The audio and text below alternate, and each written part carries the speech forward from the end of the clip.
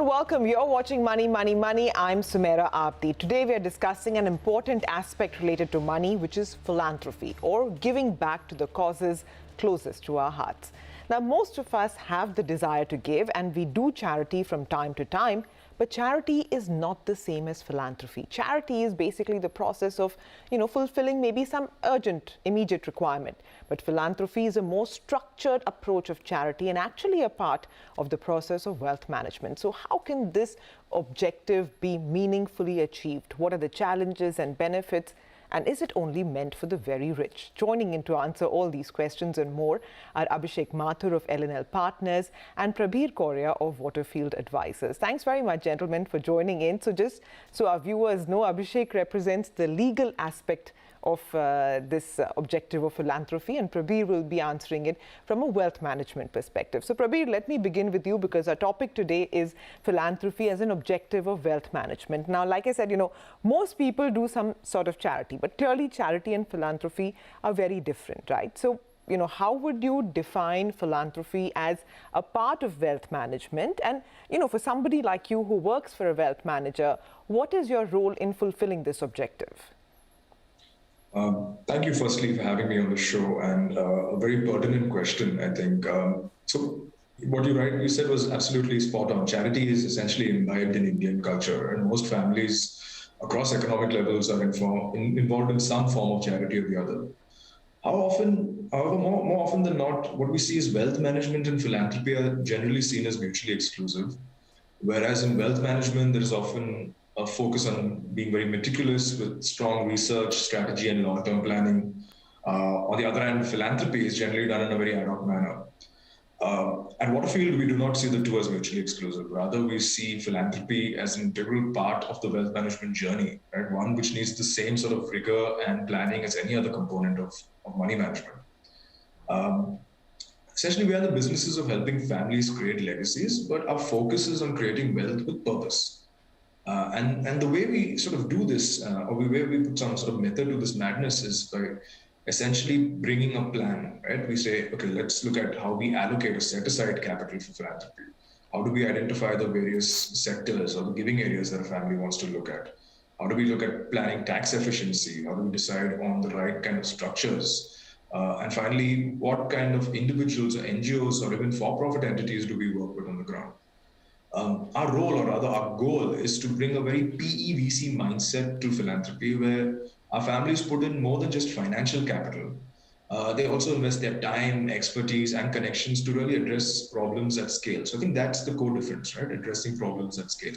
Yeah, and to actually make a meaningful difference, right? Not just be a drop in the ocean. Abhishek, from a legal perspective, is there any structured way in which philanthropy can be undertaken in India, outside of, family offices? That's where we hear of it most often. I think wealth managers are now taking up these causes. But can an individual just by themselves take it up? Sure. Whether within the family office structure or outside, there is a perfectly developed legal regime which facilitates philanthropy. And actually, legally speaking, the term, while philanthropy and charity, as you rightly said, have two different connotations, the term which is often used in the legal text is charity. So, whether an individual or family office or corporate, whatever be the entity, when they decide to, get into philanthropic activity, there are various things that they have to look at, and the law facilitates all of these. So you have to essentially start looking at the vehicle or the instrument that you would adopt in order to indulge into philanthropic activity. So typically people look at charitable trusts or societies, or there are not-for-profit companies, the needy companies as we call it. So one aspect is, the law provides for setting up of these organizations, so to say.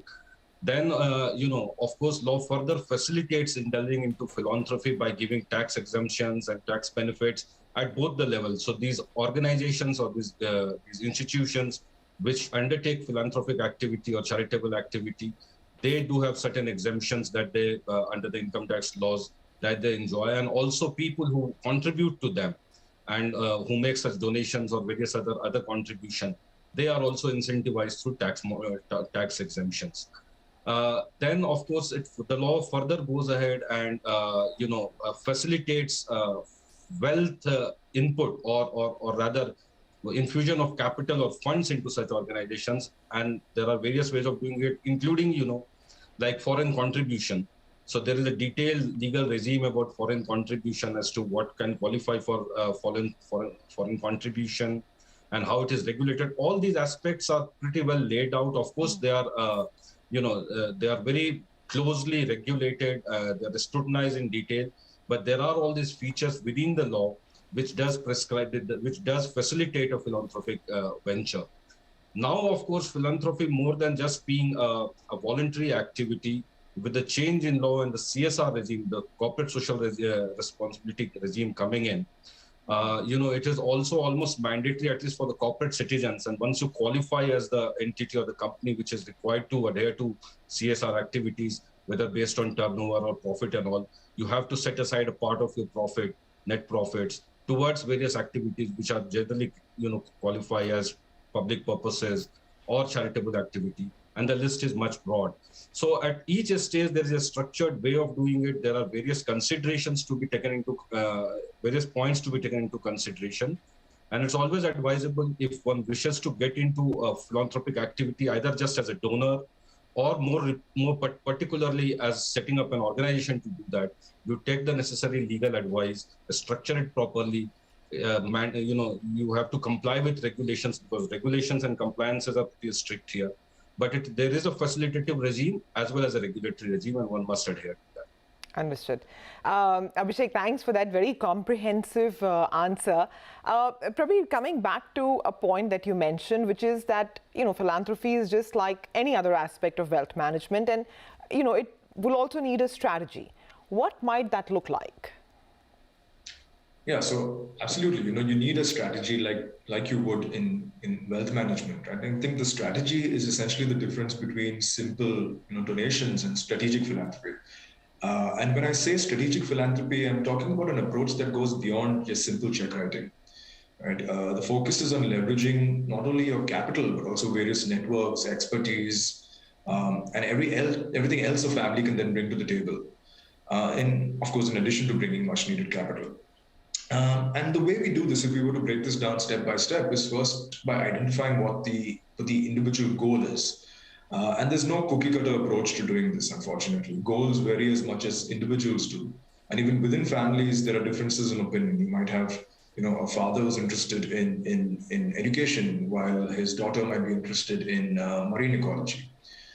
So obviously identifying what the individual goals and the collective goals are is very important.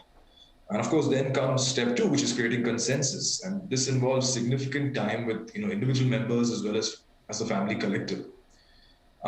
So what this does is, in addition to allowing families to sort of address large-scale problems, I think philanthropy is also a great way of maintaining intergenerational cohesion, getting people to talk about issues that generally would not be spoken about at the dinner table. I think once a goal and once some unity has been sort of created, then we need to look at the best approach. As already said, there are many kind of approaches. You can either go directly through an NGO, or you can set up your own foundation, which can be registered as a trust, a Section 8 company. It's the call of the family on or the individual, how they want to take this forward. And of course, a large part of what we do is client education, right? While there is often intent, what is often lacking is the know-how and the on-ground expertise. And the only way to do that is to turn to those working on grassroots issues. We work with sector experts to try and bring as much macro and micro perspective to any particular issue. And these can be anyone from NGO leaders to founders of for-profit companies who are working on social issues, to even government agencies. Now, once the focus area has sort of been decided, then of course it's the question of who are you going to work with, right? What kind of NGO do you want to work with? And there is especially if you're looking at CSR, there's a very strong compliance factor that comes in. And I would say we need to look at the same, even if it's philanthropy, while there is flexibility, this still needs to be as much focus on compliance. And finally, once these programs are underway, once we have worked with an organization to sort of put something on ground and start creating impact, It's very important to monitor, just as you would monitor your own, financial portfolio. It's important to monitor and to assess if there's impact being created. And what we try to do at our firm is to ensure that the impact of every rupee is seen, right? And the last thing, which I think is just as important as capital, and I've touched upon this a couple of times earlier, is bringing this aspect of non-monetary contribution. There are many ways in which you can support the ecosystem, and which goes beyond capital. And this could be through mentorship programs, could be by involving other funders in the same activities that you're doing, by bringing in some much needed legal and technical aid, and also by helping create a network of other interested parties who are all willing to sort of contribute towards the same kind of goal. Understood, understood. Abhishek, also since, you mentioned, you spoke about the legal regime, right, which is available for philanthropy. Just out of curiosity, I wanted to check, would it be part of, my legal objective, or would it be part of my objective as, when I'm getting my wealth management done? I mean, how would you as a lawyer assist in this process? See, in terms of wealth management, philanthropy or charity is not a legal objective. You are not forced by law necessarily to participate in a philanthropic activity. The only compulsion under law is for you to pay your taxes, and then the government utilizes, or the state utilizes that for larger public benefit. But otherwise, beyond that, there is no compulsion on you, except, as I said, now if you are a corporate citizen, if you are a company which qualifies and is therefore required to undertake CSR activities, then by law now you are required to segregate part of your profits towards that purpose. And then the kind of activities that you have to do are also well laid out. There are challenges, there has been lack of clarity, and there have been amendments or modifications to it from time to time, and people working on the ground on CSR activities continue to have some challenges. But that largely, as I said, there is no legal compulsion for an individual or a family office or even a corporate house, except the company itself as part of CSR activity. So when I as an advisor or legal advisor is tasked with tailoring a philanthropic activity for a particular person or a family office or a private client, then we, of course, as I detailed earlier, we go about first identifying the objective. Once the objective identified, and it's very important because you do not want to, while tax benefits are only incidental to philanthropic activity, but if you can avail of those tax benefits, it's the best thing to do. Therefore, and the tax laws clearly, identify what qualifies as an activity for charitable purposes. So you identify and you tie the ends to ensure that you are falling within those defined categories of charitable activities. Then you advise on the instrument that you need to set up. So whether it's a trust or a not-for-profit company or sometimes a society. And there are difficult choices, or rather there are important choices to be made while identifying the vehicle. So a society like, say, a cooperative housing society, which is only intended primarily for the benefit of its member, may not always qualify as a charitable purpose, which is largely towards a public at large, or at least an identifiable section of the public at large. So there are these various things to be taken care of. Then, of course, you need to arrange for funds. You need to see how and who can contribute funds meaningfully, and whether there are any advantages that accrue to people who are contributing funds. So there, once again, you look at the tax regime. So all these things are important to be looked at. Very important to be kept in mind is increasingly, because also there has been a lot of abuse of this entire process. There is larger scrutiny, and there are more clearer regulations of all this philanthropic activity. And so one must be careful to act within the four corners of the law. Understood. Abhishek, in fact, you've rightly mentioned the challenges and the benefits. So we're going to take a quick break over here, but we'll continue this chat with Abhishek and Prabhir on the other side, and we'll take up exactly these questions. Stay tuned.